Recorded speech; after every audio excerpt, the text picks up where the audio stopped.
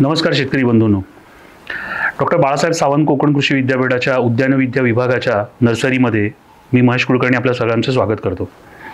आपण पाहू शकताय आपल्या समोर इथे कलमं ठेवलेली आहे. ज्या वेळेला आपण कलम लागवडीसाठी विकत घ्यायला जातो त्यावेळेला जे नवीन लागवड करणारे असतात त्यांच्या मनामध्ये नाना विविध प्रश्न असतात की नेमकी मोठ्या पिशवीतली कलमं घ्यायची की छोट्या पिशवीतली कलमं घ्यायची. आणि ह्याच विषयावर विद्यापीठाने संशोधन करून एक शिफारस दिलेली आहे. ही पिशवी जर समजा आपण पाहिली तर ही छोटी पिशवी आहे जी सर्वसाधारण 6x8 इंच आकाराची आहे. ही मोठी पिशवी आहे ही सर्वसाधारण 10x14 इंच आकाराची आहे. मे महिन्यामध्ये आपल्याला आंबा उपलब्ध होतो. आंबा उपलब्ध झाला की त्याची बिया उपलब्ध होतात. बिया रुजत घातल्या जातात आणि त्याच्यावर कलम बांधलं जातं. विद्यापीठाने यापूर्वी काही यूट्यूबवर व्हिडिओज अपलोड केलेले आहेत. त्याच्यामध्ये कलम बांधणीचा व्हिडिओ आपण पाहू शकता. या कलम बांधणीनंतर याची पुढच्या हंगामामध्ये काळजी घेतली जाते आणि मग त्याच्यानंतर वर्षभराने हे कलम आपण विक्रीसाठी उपलब्ध करून देतो. जर समजा आपण हे कलम पाहिलं तर ह्या कलमाची उंची देखील कमी राहते. त्याचप्रमाणे याची मुळांचा विस्तार हा पिशवीमध्ये कमी माती उपलब्ध असल्यामुळे कमी प्रमाणात राहतो. पण आज घन लागवडीच्या जमान्यामध्ये जिथे लोकांना फास्ट लागवड हवी आहे अशा ठिकाणी मोठ्या पिशव्यांमध्ये 1 वर्षाचं कलम उपलब्ध करून देण्याची विद्यापीठाने शिफारस केलेली आहे. या मोठ्या पिशवीमध्ये देखील अशी छोटी कलमं त्याच वेळेला लावली जातात आणि ही जेव्हा उंच वाढतात जाड होतात त्यावेळेला आपण पाहू शकता की त्याला आपण कट करतो जेणेकरून त्याला ब्रांचिंग फोडतो आणि हे ब्रांचिंग पुढे जाऊन घन लागवडीचा पाया ठरू शकतं.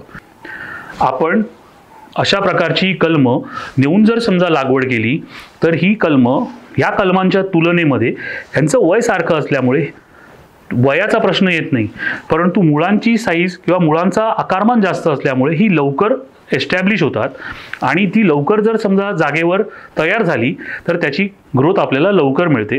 त्यासाठी ही कलमं लावणं केव्हाही संयुक्तिक ठरेल. ह्यापेक्षा मोठ्या पिशव्यांमध्ये वाढवलेली 2 वर्षाची किंवा 3 वर्षाची जी कलमं असतात त्यामध्ये याची जी मुळं असतात त्यांचं कॉइलिंग होतं आणि त्याच्यानंतर ज्यावेळेला ती आपण लागवड करतो त्यावेळेला ती कलमं सर्वसाधारण काही वर्षांमध्ये चांगल्या प्रकारे वाढतात आणि मग नंतर त्या कलमांमध्ये अनुत्पादिततेचा प्रश्न निर्माण होतो. अशा वेळेला मोठ्या पिशव्यांमधील 1 वर्षांचं कलम लावणं हे केव्हाही संयुक्तिक ठरेल. कलम मोठं असल्यामुळे किंवा ही पिशवीचं आकारमान मोठं असल्यामुळे याच्यामध्ये मध्यमूळ कमी वाढून त्याच्या बाजूची जी पांढरी मुळं असतात यांची फार चांगल्या प्रमाणावर वाढ होते आणि त्याच्यामुळे मोठ्या पिशवीतलं 1 वर्षाचं कलम हे लागवडीसाठी विद्यापीठाने शिफारस केलेलं आहे. छोट्या पिशवीमधील कलम विद्यापीठामध्ये 90 रुपये दराने उपलब्ध आहे तर मोठ्या पिशवीमधील कलम हे विद्यापीठामध्ये 200 रुपये दराने उपलब्ध आहे. ह्या मोठ्या पिशवीतील कलमांसोबतच डॉक्टर बाळासाहेब सावंत कोकण कृषी विद्यापीठाच्या नर्सरीमध्ये आम्ही मोठ्या कुंड्यांमधील देखील आंब्याची झाडं तयार केलेली आहेत. ह्या झाडांना छाटणी करून त्यांना चांगल्या प्रकारे शेप दिलेला आहे. अशा प्रकारच्या कुंड्या देखील विक्रीसाठी उपलब्ध आहेत. ह्या हापूस या जातीच्या कलमांबरोबरच केशर, रत्ना आणि इतर विद्यापीठामध्ये ज्या वेगवेगळ्या जाती आहेत त्या वेगवेगळ्या जातींची देखील कलमं मोठ्या पिशव्यांमध्ये आम्ही शेतकऱ्यांना लागवडीसाठी उपलब्ध करून देतो. त्याचा शेतकऱ्यांनी लागवड करत असताना लाभ घेणं गरजेचं आहे. आपल्याला माहितीच आहे की महाराष्ट्रात जवळजवळ 2 लाख हेक्टरवर हापूस आंब्याची लागवड आहे. त्याचबरोबरीने केशर आंब्याखालची लागवड देखील फार मोठ्या प्रमाणावर वाढते आहे. केशर आंब्याखालची लागवड वाढत असताना त्यामध्ये पर्णगुच्छ रोगाचं प्रमाण देखील वाढतं आहे.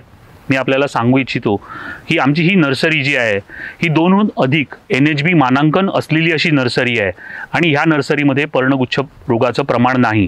त्यामुळे केशर आंब्याची कलमं जर समजा आपण ह्या नर्सरीतनं विकत घेतली तर आपल्याकडे पर्णगुच्छ रोग येण्याचं प्रमाण फार कमी राहील.